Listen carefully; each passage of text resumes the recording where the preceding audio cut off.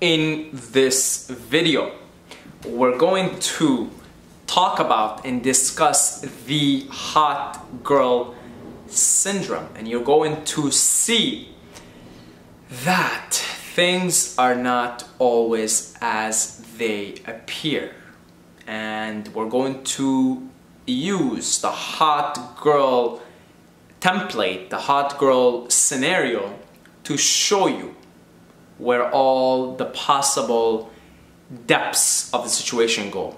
Okay? So we're going to shrink ourselves down into like a little pebble and put ourselves in the shoes of a hot girl and see the pros, the cons, and the traps. And that's really what I want to discuss here, the traps. Okay? So I don't care, really, it doesn't matter who you're watching this, because this, to be able to realize ourselves as God, as Spirit, as the One, we've got to look at ourselves, because, you know, make no mistake, you are everyone and everyone's you, and you're everything and everything is you. So you've got to see yourself in another scenario, because that's what's happening. You're playing a game, hide and seek with yourself, and you're getting to know yourself through being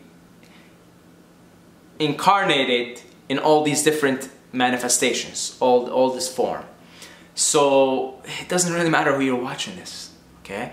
First of all, the problem with the label hot girl is that it's very subjective. And that is part of the problem here. Part of the problem, and what leads to the trap, is that the term is very subjective. And when you grow up and everybody's told you and everybody's looked at you as the hot girl, immediately you become, despite your best efforts, attached to the label of the hot girl, because in high school you've got the attention of all the boys were all over you. You did not have to display intelligence, you did not have to display character, really. Let's be honest, if you were labeled in your society as the hot girl, and again, it's subjective, and that makes it so difficult, because it's subjective. You end up being attached to the label that the society gives you. Ultimately, you end up becoming a prisoner of the mental projection of the society that you grew up in. See where the trap is? So you become attached to the label, I'm the hot girl. And that can pose some issues of spiritual nature down the line. Because what is the essence of spirituality? What is the essence of self-realization? The essence of it is that you're not your body, you're not your mind, you're not your thoughts. This is all nature. This is all a nature package that you're incarnated in. You are the eternal, unchanging being. The awareness, the energy, the consciousness that is experiencing this interesting, subjective manifestation in the world of form. That's the essence. If you want to cut through the, and get down to what is spirituality, that's living in spirit. To live in spirit is to live primarily from that place, that unchanging, formless place. And secondarily, because you're not going to ignore, we're not talking about ignoring, you're not going to ignore that you're the hot girl on the block. You're not going to ignore it. That's going to make the problem worse. Truth of the matter is, the society you're living in looks at you as the hot girl, treats you as the hot girl. All the men treat you as that. All the girls are jealous of you. All of these things that happen as a result. You're not going to ignore it. But the essence of spirituality is to be secondarily identified with that, not primarily. Not primarily. We're not ignoring, we're acknowledging, we're honoring that this is the situation and this is how it is. But primarily, we want to live from spirit. We want to live from the unchanging, formless, pure awareness, pure consciousness. So, the problem, as you can see, is that if we look at the Buddha's Noble Truths, life is suffering. And why is it suffering? It's suffering because everything is in time. So your hotness, your beautiful, exquisite beauty, physical beauty, which, you know, cannot be ignored. I mean, when you see a beautiful woman and she just looks really beautiful, like, you can't ignore it. It's like watching a beautiful sunset or sunrise or being in nature. That's the world of form, and there is certain physical beauty that you just look at and you're hypnotized. And yeah, certain women just have, and it's, again, it's subjective, but you know, the reason why this phenomena arises because there are certain women that if you look at, you're just like, whoa, like you're hypnotized, really, like the way that the form manifests itself in this feminine way, it's like, you know, it's just wow, right there and then it just kind of hypnotizes you, takes you for a second, and that's the way it is. That's the way it is. So I got lost. See, I got hypnotized into my own mental projections here. I got lost in beauty. Beauty can get you lost and can get you off track. So where was I? Let me go back here. Let's go back again. Right. You're trying to identify primarily with spirit. You're trying to identify secondarily with the nature package that you're in.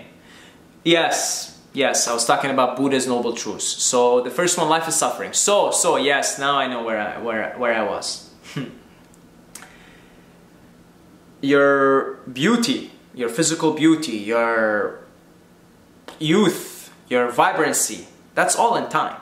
That's all, you know, give it 30 years and maybe less.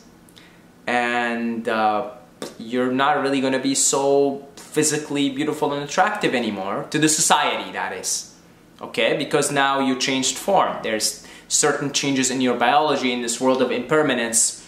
So you can see how a hot girl down the line, if she's not aware and she's not conscious enough of these fundamental truths of life, that life is unsatisfactory, that life is suffering because everything is in time and everything is impermanent, you can see how that can pose some serious issues. Some serious issues for a girl that grew up as a hot girl, a woman down the line when she's an older woman. That's gonna pose some serious issues of spiritual nature. You understand what I'm saying here? And that's really the meat of it. That's really where we're after here. You know, true happiness is found in who you really are. Okay? So that's a problem number one. Problem number two, the second noble truth of the Buddha, that the cause of suffering is attachment. Again, the attachment to the physical beauty, the attachment to the society, to the attachment to the way society treats you, attachment to the mental projection of the society, because here is the society, here is the mental projection, you're the hot girl. Now, unless you're conscious and aware, you're going to get attached mentally. You're going to have a lot of mental attachments to the label. And mental attachments to all that comes with the label. Getting into clubs for free, getting free drinks, putting on a little bit of your feminine magic, right, to get by and do what you need to do in this world, right? You're going to be attached to all of that. And as it goes on, as time goes on, as change comes to you, and it will come to you, and as death nears you, and death will come to you, make no mistake, you're going to have to deal with all these attachments, with all these mental and physical attachments. So you see, if you're a hot girl, it's very easy to get attached to your body, A, to your beauty, and forget who you really are. B, you're gonna pay for it down the line if you're not conscious, that is. If you're not conscious and you're not... If you're conscious, you'll be okay.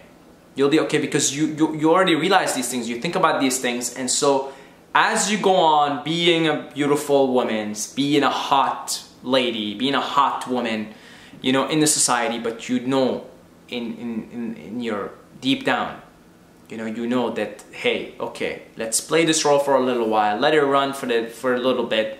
That's not who I really am. And so that's different. And that's what I mean by living secondarily from our physical and mental identities, and primarily from our spiritual, from the Atman, from the formless, the unchanging, the pure awareness. Because we live there primarily, then we just kind of play with these roles. We're all given these roles and we play with them. They become play. Like we put on, like, it's like, all right, I'm playing the role of a hot girl today, so I guess that's my role for the day, so let's go on with it.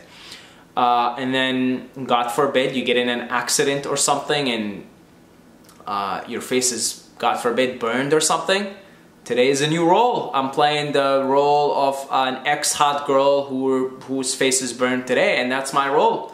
And you play a role, you know, it's just roles. We're playing roles here. You understand? So then you play the role moment to moment with the acknowledgement that it's a role that I'm putting on. It's a mask, and I'll play it. I'll own it. I'll really show them.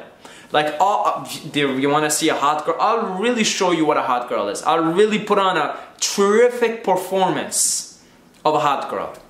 But just like an actor on a stage, you're not gonna forget yourself, get lost in the character, right? I mean, you know, that's what happens. Some of these actors, they go crazy because they get lost in the character, and that's exactly what happens to us. Is we're actors and we get lost in the character, and here we are, where we have all these depression and unhappiness, unsatisfaction, and again, the Four Noble Truths of the Buddha. That should be mandatory in every school, in every teaching. You know, Buddha said anything that does not contain the Dharma, any system of teaching that does not contain the Dharma is not the right system. And when he was saying he wasn't saying that Buddhism is the right way. He was saying these fundamental teachings have to be in every system if that system is going to serve. You see? Really, they gotta be taught everywhere. These fundamental truths, that life is unsatisfactory, it is suffering. Everything is in time and everything is constantly changing and constantly being lost. You may be the hot girl today, you get in an accident tomorrow, you're not the hot girl anymore. And even if you don't get in an accident, guess what happens? You lose it because of old age and because of disease and because of death. And so, if you're not aware of these truths and you're not mindful, then you're gonna develop so many attachments and you will pay. Make no mistake about it. If you're not aware of these things and you're not constantly reminding yourself of it, you will pay, and you will pay dearly down the line. When I say you'll pay in your mind. The suffering, this is hell. Hell is our mind. Heaven is, the kingdom of heaven is just, it is accepting and flowing with the changes of moment to moment. See? So things are not always as they seem, and as you can see, being a hot girl comes with a lot of spiritual challenges. A lot. Because if you're not deemed by society as a hot girl, you're gonna be more inclined. I know I'm throwing stereotypes here and I'm throwing a lot of assumptions, blah blah, but bear with me, they're useful for convenience, okay? If you're not labeled by society as a hot girl and you don't see yourself as a hot girl, you're gonna be more inclined. There's more of a tendency for you to go inwards. It's a tendency, okay? Honestly, I know some extraordinarily hot girls that are pretty conscious. So I'm just saying it's a tendency. This is not the truth. This is not the way it is. There's a tendency that if you're not deemed by society as a hot girl, if you're not deemed by yourself, your self-image, because you pick up your self-image from society, most of us. So we pick up from society. Society tells us, I'm not the hot girl, so I guess I'm not the hot girl, and you believe it, right? So you're more inclined, you're just going to be naturally more inclined to turn inwards, to look and see what's going on here. Just like depression is often a beautiful place for growth, because there's nothing out there for you, so you go within and then you end up finding that everything is within you in the first place, and then, you know, that's when you hear all these inspirational stories of people who are depressed and have, you know, become the happiest people. In the same way, if you're not deemed as hot by the society, or even worse, if society looks at you as ugly and now you see yourself as ugly, you're more inclined to look inwards. So then the more you look inwards, the more you realize who you really are. So you see, things are not always as they seem. You might be like, oh, I'll take being a hot girl any day because it makes everyday life easier. It makes getting attention from boys easier. It makes getting into dating and relationships and having pleasure, using sex whenever easy. That may be the case, but as with all these things, there's gonna come a shit ton of attachments and desires, and that's what's keeping you stuck, baby. That's what's keeping you stuck in the game, the attachments and the desires. You see, things are not always as they seem. And as you can see, every position in life comes with its challenges. Being a hot girl comes with its spiritual challenges. Being an ugly girl comes with its challenges. You know, you're gonna feel more depression, you're gonna hate society, you're gonna hate men, etc.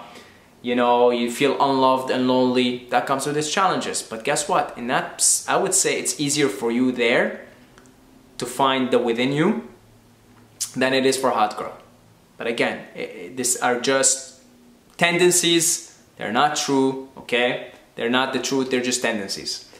And then somebody who's handicapped have their own challenges to deal with. Somebody who is, their face got burned or something, they have their own challenges. Everybody's on the journey, guys. Everybody, men, women. You know, I like to keep this place here all-inclusive for everybody. You know, I don't want to just reach out to men. And in my earlier YouTube days, my audience was primarily men because I was like speaking to men. Now I'm just trying to speak to everybody. Okay, and I know there is a growing audience of females on this channel because I'm just trying to speak to everybody. I'm trying to be everybody. I'm trying to realize myself. And if I realize myself, if I know who I know I am everything and nothing at the same time. Okay? I'm the form and the formless. I'm all of it.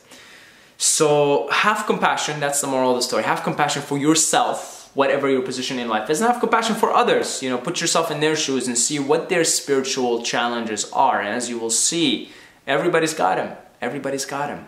And we're just playing these roles. We play them for a little while and we take them off. They can take off. Like I said, what if you're a hot girl, suddenly you get in an accident, your face is burnt? Right there, your role has been changed to you by life. Boom. You're no longer the hot girl. You're the girl with the burnt face. You see?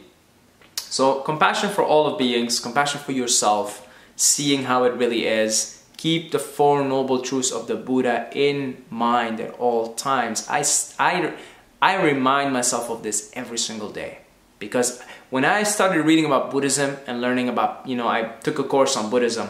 And of course, now I'm done the course, but I go and I meditate on a weekly basis in a Buddhist monastery. And I'm very interested in Buddhism. Because when I read those Four Noble Truths, they spoke to me on a deep level, and they speak to everybody on a deep level. So keep that in mind at all times, because it'll help you in your own evolution of consciousness, and it will help you see where everybody is and have compassion for everybody, okay? So, if you're interested in this stuff, I wrote a report, 11-page report. I called it 7 Pillars of Enlightenment. Those are the 7 pillars from my perspective that you need to keep in mind as you're working your way towards nirvana, towards mukti, towards enlightenment, towards fina. All these words, right? They're talking about the same thing. We're playing the game of enlightenment, guys. We're trying to get enlightened here, all of us. That's what it is. We're bringing the light within. That's the game. And if you don't want to stop wasting your time, then start playing this game, the game of consciousness, the game of enlightenment. We're all on the path and we're all just in different stages, right? So I wrote these 7 pillars just to keep as a systematic approach to remind me of what I need to keep in mind, how I can go on about this. And I'm always picking stuff up from all, you know, not just Buddhism and Hinduism and Sufism and Taoism and shamanism. There's so many things out there. People knew about this a long time ago. And the very fact that now you realize that this is what the game is means you're pretty high up there, but keep going. I'm certainly keeping going. I'm no enlightened being. I think I'm quite far from it, actually. So I don't know, but in my head I got ways to go. I think many lifetimes before I can become Buddha, become on that level. So, but you know, I do what I can in this life, in this moment, and yeah. So just check it out. 7 Pillars of Enlightenment. You'll see a link for it down below in the comments, in the description. And that's about it, guys. God bless you wherever you are. I love you, and until next time, may the force be with you.